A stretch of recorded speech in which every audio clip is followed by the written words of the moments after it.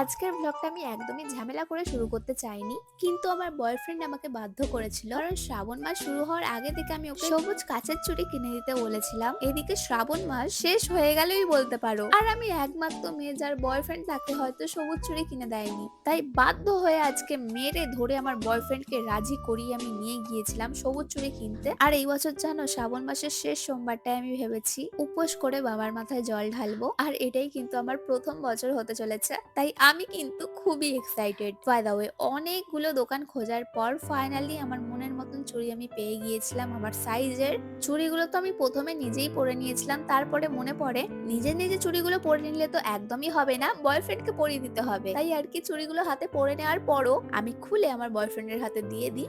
And ও কিন্তু আমাকে খুব ভালোবেসে চুড়িগুলো পরিয়ে দিচ্ছিল একটা একটা করে। বাই দা ওয়ে, শ্রাবণ মাসের শেষে এই সবুজ চুড়িগুলো পরে আমাকে কেমন লাগছে অবশ্যই জানিও।